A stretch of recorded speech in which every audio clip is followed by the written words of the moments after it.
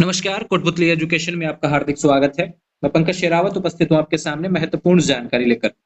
आज हम बात करेंगे जो एमसीक्यू पैटर्न पर हमारे चैनल पर क्वेश्चंस अपलोड हो रहे थे, ध्यान रखें।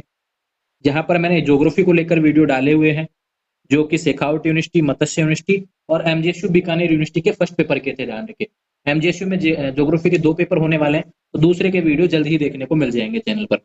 बात करते हैं यहाँ पर हिस्ट्री के पहले पेपर से रिलेटेड क्वेश्चन, जो कि शेखावट यूनिवर्सिटी का 5 फरवरी को होने वाला है। और बात करूं मत्स्य में भी है, ध्यान रखें, और एमजीएसयू बीकानेर में। इनकी डेट्स अलग अलग है, ध्यान रखें। एमजीएसयू का शायद 21 को होने वाला है, और मत्स्य की बात करूं तो 14 फरवरी को शायद हिस्ट्री फर्स्ट का रहने वाला है पेपर। तो यहाँ उससे रिलेटेड कुछ क्वेश्चन है, ध्यान रखें। यहाँ पर मैं पहली यूनिट के क्वेश्चन उठा के लाया हूँ। 65 क्वेश्चन है, ध्यान रखें। 60-70 क्वेश्चन आपको देखने को मिलेंगे, और ये इंपॉर्टेंट होने वाला है। इन्हीं से रिलेटेड ध्यान रखें ये क्वेश्चन, या फिर इन्हीं से हल्का फुल्का यहाँ रिलेटेड आपसे क्वेश्चन पूछा जाएगा, ध्यान रखें। इंपॉर्टेंट है आपके सिलेबस के हिसाब से। बात करते हैं पहले क्वेश्चन की तरफ, सीधे चलते हैं हम। वेदों का संकलन करता माना जाता है, आंसर आएगा, ध्यान रखें, वेद व्यास को। वेदों का संकलन करता जो ध्यान रखें माना जाता है, आंसर आएगा ए, वेद व्यास को। 10 राजाओं के युद्ध का वर्णन किसमें मिलता है, ध्यान रखें। तो ये ऋग्वेद में देखने को मिलता है। दूसरा क्वेश्चन है, दूसरे क्वेश्चन का आंसर है ए, 10 राजाओं के युद्ध का वर्णन मिलता है ऋग्वेद में। एक तीसरा क्वेश्चन है, ऋग्वेद के किस विषय में सही कथन है, ध्यान रखिए। चारों कथन सही हैं। ऋग्वेद में 10 मंडल और 1028 सूक्त हैं, बिल्कुल सही है। ऋग्वेद का अधिकांश भाग देव स्त्रोतों से भरा हुआ है, बिल्कुल सही है।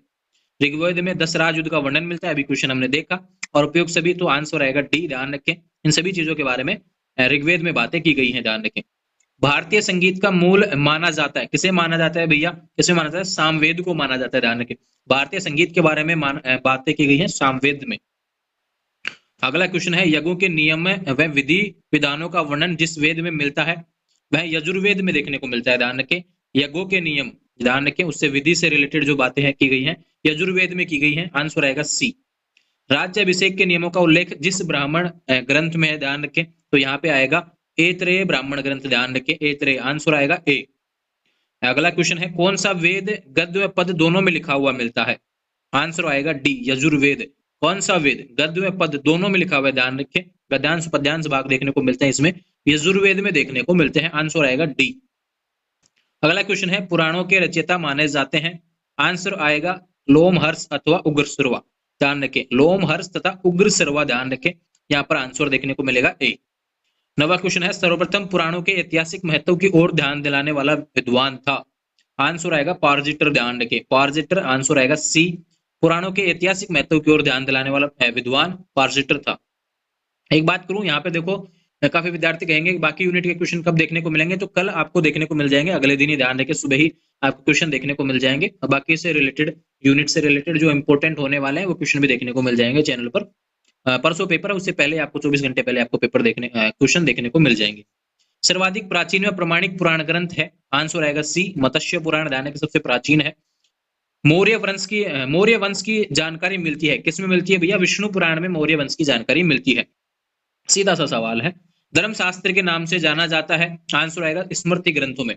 अब देखो, मैं जो क्वेश्चन उठा रहा हूँ ये जब आपके पैटर्न में बोला गया है कि भैया 20 से 30 क्वेश्चन आपके सिंपल क्वेश्चन देखने को मिलेंगे, बिल्कुल वो क्वेश्चन ये होने वाला है। हार्ड में वो कुछ भी पूछ सकता है कि भाई इनमें से नहीं है, इनमें से कौन सा है, कौन सा किस समय पे किस हुआ था, वो एक तरीके से उल्लेख के रूप में पूछ सकता है। आरोही अवरोही क्रम में कुछ भी डाल सकता है। हिस्ट्री में तो ध्यान रखिए, 21 में 1900 में हुआ, उस टाइम ये हुआ, उस टाइम पहले ये हुआ, अब क्या हुआ, इस तरीके से क्रमबद्ध चीजें भी आपसे पूछ सकता है, सुमेलित भी करवा सकता है। तो वो आपके बड़े क्वेश्चन से रिलेटेड देखने को मिल जाता है, जिसको हम कठिन बोलते हैं, ध्यान रखें कि भाई कठिन क्वेश्चन किस हिसाब से आएगा, वो उस हिसाब से पूछ सकता है। लेकिन सीधा एक लाइन का आंसर आ जाए, यहाँ पे देख दो, बार बार क्वेश्चन है, जैसे धर्मशास्त्र के नाम से जाना जाता है, तो बिल्कुल स्मृति ग्रंथों को धर्मशास्त्र के नाम से जाना था, बिल्कुल सीधा सा लाइन हो गया, सीधा सा आंसर हो गया। लेकिन यहाँ पे घुमा फिरा के पूछ, 3-4 ग्रंथों के बारे में घुमा फिरा के पूछ ले, कौन सा पहले बना, ये कौन से पहले पाया गया, ध्यान रखें, ऐसी चीजें जो देखने को मिलेंगी वो कठिन क्वेश्चनों से रिलेटेड हो जाएंगी। अगला सवाल है, जैन धर्म के प्रारंभिक इतिहास कल्पसूत्र के रचयिता थे, आंसर आएगा भद्रबाहु, ध्यान रखें, ए, आंसर आएगा भद्रबाहु। आगाम कहा जाता है, ध्यान रखें, आगाम किसे कहते हैं, जैन साहित्य को आगाम कहा जाता है। इंपोर्टेंट क्वेश्चन है भैया, जैन साहित्य से अगर क्वेश्चन आया तो ये देखने को मिल सकता है। आचारांग सूत्र वर्णन करता है, आचारांग सूत्र क्या वर्णन करता है, ध्यान रखें, जैन भिक्षुओं के लिए आचार नियमों का ये वर्णन करता है। इसमें ना बौद्ध आएगा, ना चक्रवर्ती आएगा, ना सामान्य जन आएगा। इसमें जैन भिक्षुओं के आचार नियमों का आचारांग सूत्र वर्णन करता है। संस्कृत साहित्य का प्रथम ऐतिहासिक ग्रंथ माना जाता है। आंसर आएगा राजतरंगिणी। आंसर है राजतरंगिणी। भैया यहाँ से भी क्वेश्चन काफी पूछा जाता है। पेरिप्लस ऑफ द इरीथ्रियन सी का लेखक क्या है? तो यहाँ पर इनमें से कोई नहीं है, ध्यान रखिए। टालमी, प्लिनी, डायमेकस, इनमें से कोई नहीं है, ध्यान रखिए। पेरिप्लस ऑफ द इरीथ्रियन का लेखक ये एक भी नहीं है, ध्यान रखिए। ऐसे क्वेश्चन घुमा भी सकता है, तो उपयुक्त में से नहीं और उपरोक्त सभी, इस तरीके के क्वेश्चन पे आपको विशेष रूप से फोकस करना है, ध्यान रखिए। हालांकि उपरोक्त सभी वाले क्वेश्चन में अधिकतर देखा जाता है कि उपरोक्त सभी है, जब नहीं समझ में आया तो उपरोक्त सभी पे ही करना है, ध्यान रखिए। ठीक है। चीनी यात्री फायान भारत आया। चीनी यात्री फायान भारत आया चंद्रगुप्त विक्रमादित्य के शासनकाल में आपको देखने को मिला। चंद्रगुप्त विक्रमादित्य के शासनकाल में चीनी यात्री फायान भारत आया था। केवल अभिलेखों के आधार पर अशोक का इतिहास लिखने वाले विद्वान है। आंसर आएगा डी। आंसर आएगा ए, डी आर भंडारकर। ध्यान रखें, आंसर है ए, डी आर भंडारकर। भारत में सर्वप्रथम शिल्पों पर लेख लिखवाने का श्रेय किसे दिया जाता है? तो आंसर आएगा बी, यवन शासकों को दिया जाता है। भैया सर्वप्रथम सिक्कों पर जो लेख लिखवाने का कार्य किया था, यवन शासकों ने किया था। 21वां क्वेश्चन है, भारतीय संस्कृति की विशेषता है। तो ये सारी विशेषताएं हैं, ध्यान रखें। जियो और जीने दो, वसुदेव कुटुंबकम, अतिथि देवो भव, ये बिल्कुल भारतीय संस्कृति की विशेषता है, इसलिए आंसर आएगा उपयुक्त सभी डी। द्विज किसे कहा गया? ध्यान रखें, द्विज कहा गया भैया ब्राह्मण को भी कहा गया, वैश्य को कहा गया, क्षत्रिय को भी कहा गया। आंसर आएगा डी। प्राचीन धर्म ग्रंथों ने किस आश्रम को सर्वश्रेष्ठ घोषित किया? आंसर आएगा बी, गृहस्थ आश्रम को। प्राचीन धर्म ग्रंथों ने किस आश्रम को सर्वश्रेष्ठ, गृहस्थ आश्रम सबसे बेस्ट बताया गया है। आंसर है बी। वेदोत्तर संस्कृत साहित्य की सबसे प्राचीन रचना, इसको अष्टाध्यायी आंसर आएगा। आंसर है अष्टाध्यायी। सबसे प्राचीन जो रचना है वेदांतर संस्कृत साहित्य की, वो अष्टाध्यायी है। Answer A. सबसे प्राचीन धर्मसूत्र है, आंसर आएगा ए, बी, गौतम धर्मसूत्र। ध्यान रखें, धर्मसूत्र की बात करते हैं तो सबसे प्राचीन जो आने वाला है गौतम धर्मसूत्र आएगा। चतुर्विंशति शास्त्रीय संहिता किसे कहा जाता है? ये भैया क्वेश्चन इंपोर्टेंट होने वाला है, क्योंकि इस समय राम जी का भी काफी देखने को मिल रहा है। चतुर्विंशति शास्त्रीय संहिता कहा जाता है, रामायण को देखने को मिलता है, ध्यान रखें। आंसर है ए। चोल शक्ति का केंद्र था, कावेरी डेल्टा चोल शक्ति का केंद्र रहा था। भारत को इंडिया नाम दिया गया, यूनानियों ने भारत को इंडिया नाम दिया था। आंसर आएगा बी, सिंपल सा सवाल है। दक्षिण भारत में विकसित संस्कृति को कहा जाता है, यह आंसर आएगा सिंधु द्रविड़ संस्कृति। ध्यान रखें, द्रविड़ संस्कृति आंसर आएगा। ध्यान रखें, दक्षिण भारत में विकसित संस्कृति को कहा जाता है द्रविड़ संस्कृति। पाषाणकालीन सभ्यता को कहा जाता है, आंसर आएगा ए, प्राग ऐतिहासिक। प्राग ऐतिहासिक पाषाणकालीन सभ्यता का ही दूसरा नाम है, ध्यान रखें। मानव ने पहिए का आविष्कार किया, तो कब किया भैया? नव पाषाण काल में किया। आंसर आएगा बी। मानव ने कृषि में पशुपालन कार्य करना सीखा, नव पाषाण काल में सीखा। ध्यान रखें, आंसर आएगा सी। मानव का उद्भव जिस महाद्वीप में माना जाता है? आंसर आएगा बी, अफ्रीका। ध्यान रखें, आंसर आएगा बी, अफ्रीका। मानव संस्कृति और मानव विकास के पहलुओं का अध्ययन किया जाता है, मानव विज्ञान में किया जाता है। ध्यान रखें, आंसर आएगा सी। चार्ल्स डार्विन की पुस्तक on the origin of species 1859 का विषय क्या था? आंसर है मानव के क्रमिक विकास। ये इंपॉर्टेंट क्वेश्चन है, मानव के क्रमिक विकास का अध्ययन। ये आरपीएससी ने भी काफी बार पूछा गया है। चार्ल्स डार्विन की पुस्तक on the origin of species 1859 का विषय है मानव के क्रमिक विकास का अध्ययन। ध्यान रखें। भारत में मानव अस्थि पंजर सर्वप्रथम प्राप्त होते हैं, आंसर आएगा बी, मध्य पाषाण काल में। भारत में मानव अस्थि पंजर जो होते हैं सर्वप्रथम प्राप्त होते हैं मध्य पाषाण काल में। सिंधु सभ्यता का सबसे पश्चिमी स्थल कौन सा है? ध्यान रखें, सुतकागनेडोर। ध्यान रखें, सुतकागनेडोर। आंसर है सी। वह सिंधु स्थल जहां विद्वान मंदिर होने की संभावना व्यक्त करते हैं, तो यह है बनावली। ध्यान रखें, बनावली आपका आंसर होने वाला है। वह सिंधु स्थल जिसका उत्खनन सर्वप्रथम हुआ, आंसर आएगा हड़प्पा का सबसे पहले हुआ था भैया, हड़प्पा सबसे पहले आई है ना। सिंधु वासियों का मुख्य व्यवसाय क्या था? कृषि मुख्य व्यवसाय था, आंसर आएगा बी। वह सिंधु स्थल जहां से गोरिल्ला की मरण मूर्ति तथा मम्मी की आकृति मिली है, ध्यान रखें। तो ये लोथल है, अधिकतर में आंसर भी लोथल ही देखने को मिलता है ऐसे क्वेश्चंस में। लोथल में सबसे ज्यादा पाए गए हैं, जहां से गोरिल्ला की मरण मूर्ति तथा मम्मी की आकृति मिली है, तो लोथल आंसर आने वाला है।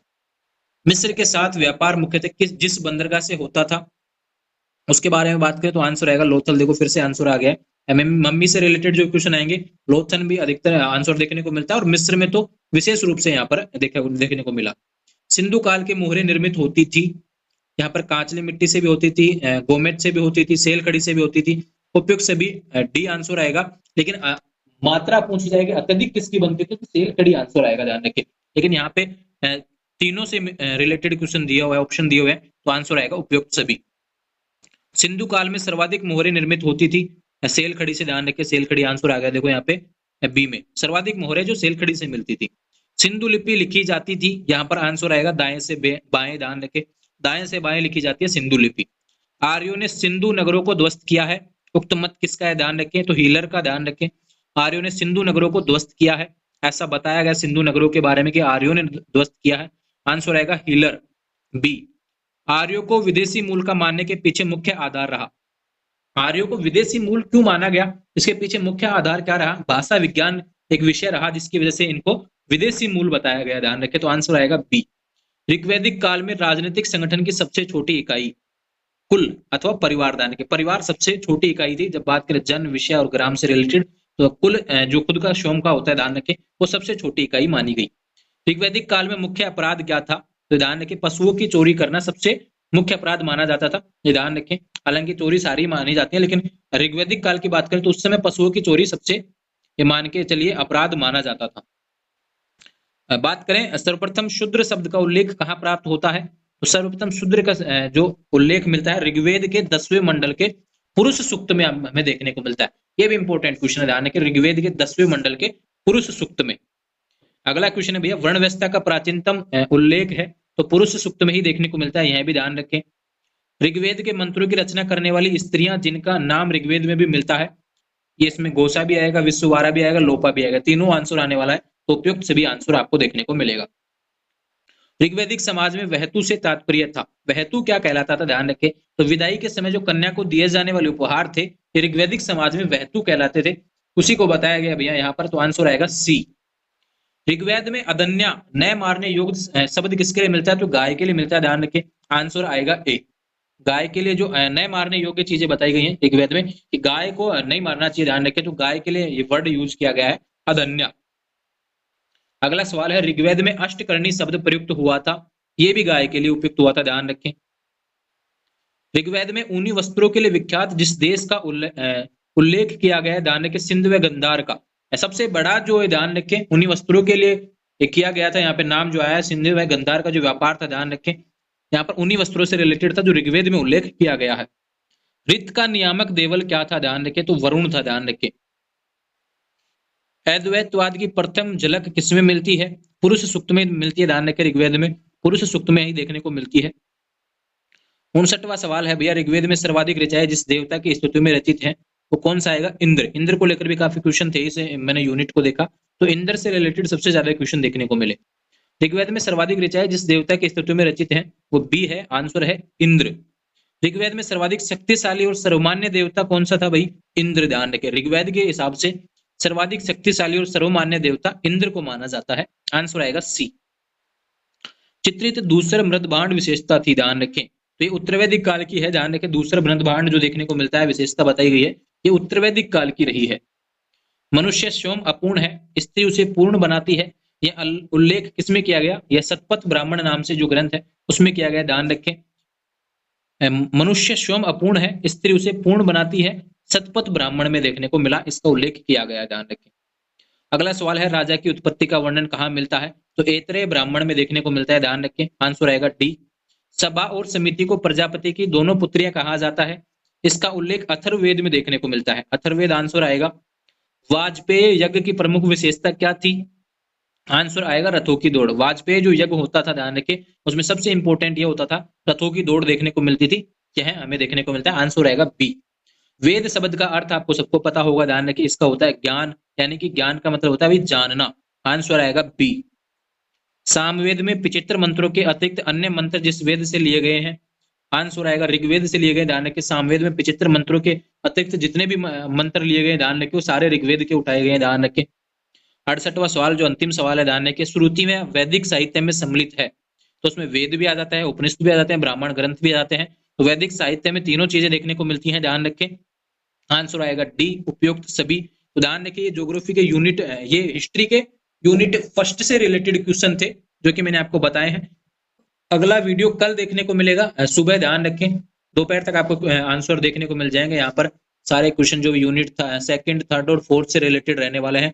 शेखावटी हुआ, बीकानेर यूनिवर्सिटी हुआ, ध्यान रखें, और मत्स्य यूनिवर्सिटी से हुआ। तो आपको समझ में आया बिल्कुल, यहाँ से यूनिट से रिलेटेड आप पढ़ भी रहे होंगे। बिल्कुल लगता है कि आपको वहीं से क्वेश्चन देखने को मिल रहे हैं, आपके सिलेबस के हिसाब से बिल्कुल अपना कमेंट छोड़ेंगे।